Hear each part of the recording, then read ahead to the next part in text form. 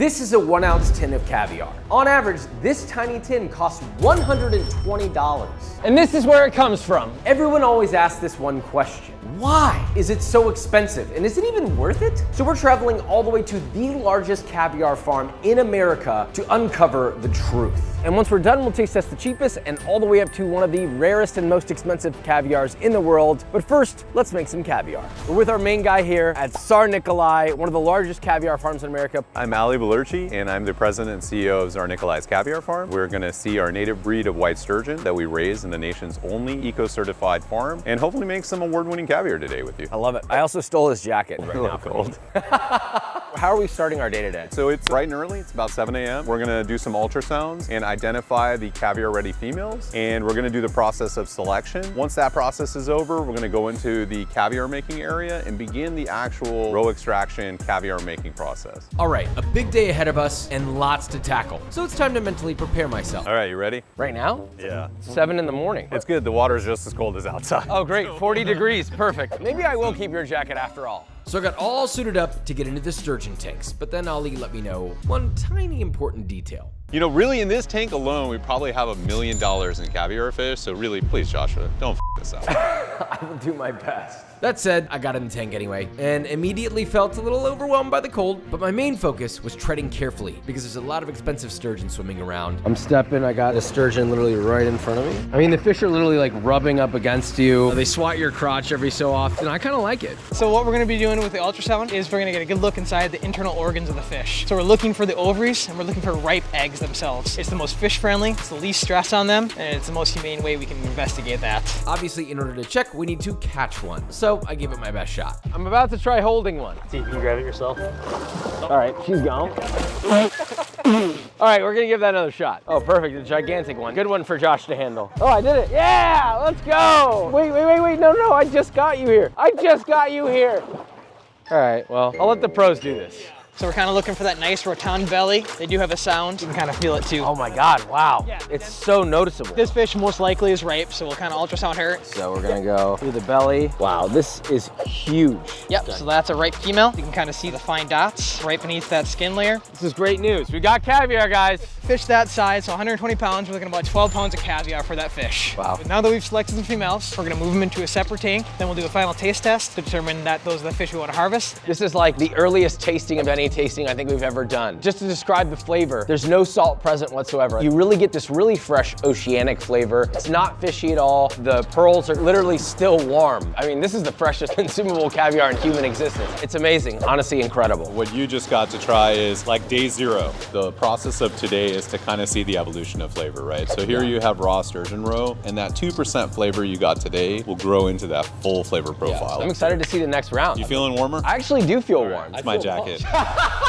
So Joshua, here we are at our hatchery. All of our genetics, all the future species of white sturgeon that we produce are all done right here. So there's no impact on the wild population of fish. This is where the magic happens. Wow, they're so little. You kind of see now how small the egg was you had in your hand. These fish were spawned in April, so about 5 months of growth. And then from this size to about year 2, that's the fastest growing. At year 3, we'll sex them. And then the females will go to one tank, males will go to another. From there, they'll caviar. Love these little guys, but they're a handful as far as constant attention. They're the babies. Okay, ultrasound and final selection completed. Now we're moving on to processing, but first, one of our missions today is to learn about what makes caviar so expensive. Let's see if Ali can shed some light. Just wanted to thank you for giving me my jacket back and not telling me it was wet. So Ali, what goes into making caviar? Why is it the price that it is? You're on one of the oldest farms in the world, kind of where the technology to farm sturgeon came to life. And we try to do it as sustainable as possible. We're antibiotic free, we're steroid free, our fish are eating what fish would eat in the wild. A lot of it is done by hand. It's a 10-year-old fish, so that's a labor of love. You're gonna be doing some expensive work today. I love it. You're gonna see if your roe reigns supreme. Before we process the female fish, what about the protein? What about the meat of the fish, guys? Well, they use the whole thing. So here we are at the end part of our smokehouse. We're a nose-to-tail operation. We try to limit waste as much as we can. This is our award-winning applewood smoke. A sturgeon, 4 ingredients: sturgeon, salt, applewood, and a little bit of brown sugar. Low and slow, 8 to 12 hours. It kind of tastes like the turkey of the sea. You want to join me? Yes, please. Unbelievable. This might be the perfect intro to fish for anybody who may not be a fan of it. What I love about it is it's incredibly mild. It's not fishy, but you still have that oceanic umami quality to it. It's steak-like. It's got really intense smoke flavor, a little bit of sweetness from the brown sugar. It's seasoned wonderfully. It's sort of like a nice in-between of like a nice smoked ham and like a jerky and like a swordfish all in one. Really tasty. One day my kids will grow up and know that I've been giving them smoked sturgeon and it wasn't smoked ham and turkey, but we'll cross that bridge when they're older. Or maybe you never have to. Now it's time to get my game face on because I'm entering the inner sanctum where around $250,000 of caviar is processed daily. They're trusting me to help them do this. So let's not this up. Our guide through this with millions of dollars riding on his shoulders every week. Chasen Yang, he's kind of a caviar badass. Every day they process about 40 sturgeon, averaging about 120 kilos total of caviar. 9 pounds of caviar from that one fish. Okay, I saw the pros do it. I think I can handle this. It's just, dropping an ounce of this would cost hundreds of dollars. And there's a lot more than an ounce, I'll tell you that. So what's the best method of transfer? Put my hand right here, slide it at the bottom, make sure nothing connected still. And you drive it this way and this way. It'll all come out in one piece. Yeah. There's something stuck back here. Is it okay to pull? Yeah, just give it a little tug. I didn't want to damage it. Just kind of ease it in there. Like, Wow. there you go. Same thing again. Unbelievable. Everybody's standing around me in case I drop it. They're like, please don't get dropped. At this stage, I was surprised to hear that this is now my caviar. I'm responsible for it. This is my caviar. There are many other like it, but this one's mine. I then stepped into the caviar room. So there's 5 steps that have to happen in this room that are crucial to making this right. Messing up any of these steps could totally ruin what would be hundreds of thousands of dollars of caviar. So we start with step 1, screening the caviar. Step 2, rinsing. Step 3, drying. Step 4, salting. And we gotta get it down to the exact gram. And step 5, the final dry before we pack the caviar into tins and have our finished product. The moment we've all been waiting for. I finally get to make my own caviar. So essentially first, we're taking the roe, we're running them through these fine mesh screens, extracting every last egg as much as possible without damaging them. You have to be very delicate, very careful in this process, I'm assuming. I've never done this before. I don't want to destroy thousands of dollars worth of caviar. I'm gonna do my best. Here we go. So you want to press down on it just enough where the eggs fall right out. I'm so nervous to destroy the caviar. You're pressing harder than I thought you'd have to. I feel like when we think of caviar, we think, oh, this is gonna turn into a paste, but really, it's very resilient. I'm kind of shocked. I guess it says a lot about the quality too, right? They have all these little flaps in between them too. You got to flip them over a little bit and then open it up. Oh, wow, okay. I'm understanding now. This is kind of fun. I like it. This is Annalicia, our main egg washer. She'll just kind of rinse around the bowl to get all the eggs in there. And then as you can see, all the impurities come up and then she'll give it a quick pour, being very careful as to not lose all the eggs in the bowl. Kind of like when you're rinsing rice in a rice cooker. It is, right? Really expensive rice. What's she putting in with the droplets? So we do 4 rinses in total. The first 2 rinses, we put in our mixture to soften up the water first. And after that, we just do straight water. So this would be the second wash with the mixture.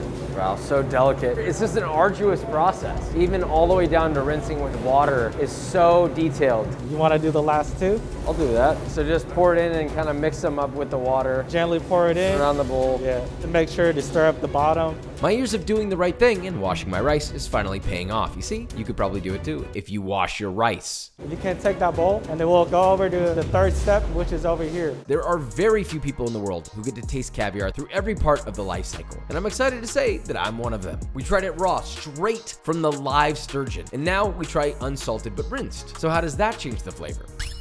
Wow, so fresh. There's a little bit of umami there. It's got almost like an egg yolk, like creamy, pop in your mouth, very fresh water, flavor and texture. There's so much flavor naturally sitting there. It's waiting to be brought out by the salt. It's really nice. And remember, after we finish up here, we'll be tasting the caviar among various other levels of caviar rarity to see if expensive caviar is really worth it. So my glass has been fogging up. I finally realized the trick is I just hold my glasses up and then use my eyelashes as windshield wipers. Oh my God, I can see. I'm about to enter one of the last stages, which is just salting the caviar. Extremely important. It has to be done perfectly because this is going to be going out to 3 Michelin star restaurants. For our caviar, we do the malosalt, which is lower in salt content. We do about like a 3.5% salt to our eggs. It's not that it's lightly salted though. In my opinion, it's just that it's salted properly. Bad caviar is going to be super salty and you're not really going to taste much else but salt. This is Efren. He's been salting caviar for 10 years, so he knows his stuff. Love taps. want the weight before and after the salt. You're gonna add until it says 103.5%. So you got your salt, you got your eggs, just gotta pour it in. My hands are like frozen. Give it a good stir, yeah. It's so soft. It's soft, but yeah, they're really firm. You could be kind of rough with them. Make sure your hand is all the way to the bottom. Like this? Yeah, and then from time to time, bring the bottom to the top to make sure that every single egg gets some salt in it. You can feel every individual egg. They're very firm, extremely resilient. It also feels kind of like I'm a kid playing with like a bunch of really tiny Orbeez. How are we feeling so far? Looking okay? It looks good to me, yeah. Before this sits for a bit, we're gonna give this one more try. Let's see how you did. Is this my verification moment? Yeah. Oh, thank you. So buttery, so rich, very mild. The salt level is literally perfect. I mean, perfect. Thank you, I tried. I also had an electronic scale telling me exactly what to do. This is actually a really good fish. That's like a reserve level, so good. Reserve quality caviar. Now we move on to the tinning. And what you see here is the last step, right before they get tinned. This is Jose. What he's doing is removing any impurities from the eggs. Look, he spotted that, boom. Impurities the size of a grain of sand. Jose is catching and tweezing out by hand. Don't ask me why this shit is expensive. This is the freshest caviar you can get before they get tinned. Jose, is it all right if I try a little bit? Oh, it's incredible. Every single step of the process, the caviar is transformed. Just this bite alone, immediate burst of flavor, the umami, the salt level is absolutely perfect. It's buttery and that just fresh oceanic flavor. I could eat this right now. Jose can start off and show you how to pack with 1,700 grams, and then you can pack your own 500 grams after that one. You see what he's doing? He's gently pressing it down to get rid of all the air pockets on the bottom, and then he'll pack it on top again. Oh my God, he stacks it so high. See how masterful Jose is? That spatula is just an extension of his arm. And by eye, he already pretty much knows what 1,700 is. Jose, ¿cuántos años ha empacado caviar? 23. It's unbelievable. I'm 28, so very f***ing long time. But as I watched that beautiful tin walk away, it was my turn to try and mimic 23 years of experience in a single moment. It's also not easy with everybody standing here watching you, like everybody. Don't be afraid to kind of press down on it and then kind of give it like a little smear to cover all the little air pockets. Yeah. I need my guy here. How am I doing? Am I doing okay? He's bullshitting me. He's bullshitting. So now at this point, you're just giving it a little mound. Yeah. Oh. Just a little bit more. That looks about 500 grams. So just kind of clean up the edges just a little bit. Holy shit. How does he do this, man? But just when I thought I was in the clear. Oh. Oh. Now I have to start over, Jose. Look at this. At least I got the practice now, right? The tin becomes so slippery and he's moving so fast. I feel like this one's 10 times messier than the last one. Give it like just another little scoop of caviar and then that should be about 500 grams. Yep, that should be good. Right about there. So let's see how close you are to 500. 540? 540, okay. So after packing it, we're just gonna take these, we're gonna take it to our sterilizer, and then we sterilize for about like 30 seconds. Just kind of stand here and look awkward, so yeah. And then we'll just take it out. And then this goes where? Take it back over there. So these are little particulars. Instead of just putting it in, I like to kind of go at an angle and then close it in like this. Press it down just a little. If you can see like the bubble where like some juices come out, then that's good enough. We've made it. The final step before I cure my very own caviar. I had no idea how much effort, concentration would be required to get here. Day in, day out, there's tons of people that are behind this operation, but more specifically, it takes years just to get to the point of even extracting the caviar, let alone all the other things you need. So as I signed my label, I finally understood that truly fine caviar is more than just a price tag. I just made my own caviar. I feel like I'm walking into tasting this caviar with a completely different viewpoint of it and a whole newfound love of it. You did 12 years in a day. You did a great job. You were relentless. Our shoes got wet, our socks got wet, my jacket got wet. But by the end of it, I think we gained an appreciation for each other's craft. That was incredible. Thank you so much for doing this for us and showing us literally your whole process. If you ever decide for a different career path, there may be a future here. Because our Nikolai team opens the door to you, Joshua. Okay, it's good to know that there's always a fallback. Now let's taste some caviar. Now for the big question. We've seen the whole process of caviar, but there are more varieties at many different price points than you could possibly imagine. That's why I brought in 3 taste testers to try 4 levels of caviar. We have Martins, the world's strongest man from 2019, Izzy, a local college student, and Chef Christian. Is caviar worth it? And does it get better the more you spend? Let's find out. The most holistic way to enjoy caviar, just purely as it is to do what is called a bump. So you put a little dollop on your wrist, you suck it off your wrist and you eat it like that. That said, we instead decided to do it on a chip with a little bit of creme fraiche. I think it's the easiest way to introduce anyone to caviar. As long as the chip is not too salted and not over fried, then you end up with really just a crunchy vehicle to then taste the caviar. And the creme fraiche helps mellow out the flavor of the chip, and you end up with a really nice caviar tasting. Something that everyone can enjoy. Have you ever had caviar before? I have. Okay, and your thoughts on caviar? I like it. I love caviar. It's nice, decadent. I don't eat it often. I don't go to a restaurant and be like, yo, I'm about to drop a bag. If it's there and it's offered, I'm taking a bump. So we have a first timer with caviar, which I'm pumped for you to try. This is level 1. We've mixed and matched these. They could be high, they could be low. Give it a taste, let me know what you think. Oh, I'm excited for this. We're thinking. Creamy. I was expecting it to be like a little grittier, but that one was like a little more gel smooth like. A lot of people would assume fish eggs are fishy. This wasn't offensive. Like it, don't like it, love it, hate it. A little underwhelming for my taste. I want it to pop. I want it to pop. I don't mind it. It kind of reminds me of like blue cheese. Interesting. Interesting. Not as briny as I'd like or I'm used to, but it's good. Yeah. It's good. It's okay. It's okay. Yeah, okay. Since you've never had caviar, you may not know where to place your guess on this, but how much do you think a 1 ounce tin is? Give me a guesstimate on the price for that one. I want to say that's $55, $60. Like $50? Because it's not that great, I think it's like $1,000. $1,000? Wait, let's start over. $7 million. Just to give an idea, for that size, the average price is $120. Unreal, really, okay. What do you think this one is at? Would you say it's at $120, lower? I think this one's over. I just have this prejudice thinking that the more expensive something is, the less interesting it's gonna be. This is actually the cheapest caviar. Oh! This is a $72 ounce tin. It is the Petrosian Classic Durenki. I would argue this is the simplest, lowest, chillest form of caviar. Nice. Would you say that this is worth it? Of my money? Maybe if someone bought it for me. No. I think that's worth it. For a first-time buyer, I wouldn't break the bank. Okay, let's move on to the next round. We're on to level 2. Give it a try, let me know what you think.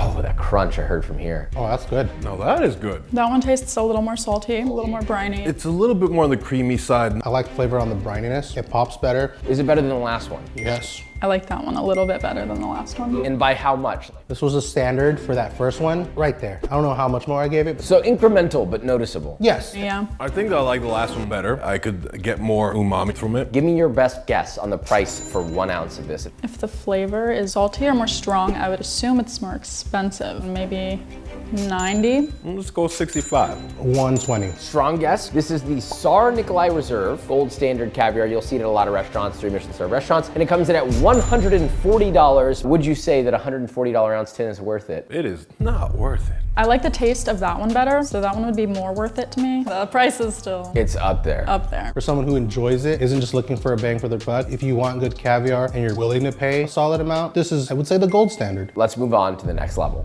We're on to level 3. Give yourself a taste. Oh yeah. That's what I was looking for. That one tastes more intense. Such an interesting flavor to describe, besides like salty. I feel like I'm experiencing the sea right now. Oceanic, almost. Oceanic, that's the word. One word that comes to mind is sharp, like in a crisp way. Like champagne. Good level on brininess. A hint of bitterness, just a hint. I like it. It's a little gritty. Like sandy? It's like a solid mix between like a gel and then, yeah, kind of like sand. It's got a bit of pop to it, but it also has got a creaminess to it. I like that one. That's my favorite so far. Do you think this one is better or worse than the last one? I feel like they're kind of even. Just as good, but not better. It's very close to the first one. The first one was very interesting. It had almost like a herby taste to it. This one is just like pure classic caviar taste. What would you say you think this one is priced at? Could be higher, could be lower. I'm gonna guess 150 based on the last one. I would say that's like a 90 to 100 range. I don't think it's one of the more expensive ones. I would give it 90. And this is the Petrosian Tsar Imperial Hybrid Beluga Caviar. And it comes in at $315 per ounce. Oh my goodness. Jeez. It's expensive because it's considered the cream of the crop. It also makes the biggest eggs. Did you feel like those eggs were bigger? I did feel bigger. Bigger is not always better. So now that you know the price, is it worth it? Flavor-wise, I think the second one I tried had more depth. I enjoyed the second one more. Ooh, that one is worth it. If I had money ready to spend on delicious food, that's the one I would have bought. Compared to the last one, they kind of taste the same to me, so I would say not as worth it. Huge statement. You just saved so many people so much money. All right, we're on to level 4. Oh. It's more creamy. It doesn't have that pop that the previous one had, but it's way more fishy. It almost has like a cured taste. Lean towards more ikura than caviar. That one tastes more fishy to me. Like an uni-like flavor almost. Yeah. Briny, oceanic. I like that it doesn't linger too long. Like it's just a perfect amount of funk. It was smooth. The pearls didn't really necessarily pop, more so melt. I like that. Would you say this one was better than the last? No. No, it's different. I can't say it's better, but I enjoyed it more. I think the previous one's my favorite because I love that pop. I'm craving that when I think of caviar. So I'd say that this is my second favorite. Give me your guess on what this one is priced at then. The saltiness makes me think it's more expensive. I'll just say like 300. I'd be surprised if it was more than 200. Because of the intense flavor, I'm gonna put this one at 200. This is Almus albino ocetra. This is the rarest caviar on Earth because only one albino sturgeon is born out of every 10,000 sturgeon. And it comes in at a $445 per ounce tin. Wow. Jeez. Out of all the ones I've tasted, I priced that the most, and I think it shows. I didn't know it was gonna be that much, but it definitely tasted more expensive than the rest of them. This is extra special because it comes from Marky's Caviar's affiliate farm in Florida. It's the only legal American producer of purebred beluga caviar, the most prized style of caviar in the world. And now for the last round of deliberation, is this caviar worth it? As a regular consumer, sorry, it's not. As a minimum wage worker, no. But if it was offered to me like this, yes. Anything is worth it if it's free. Yes.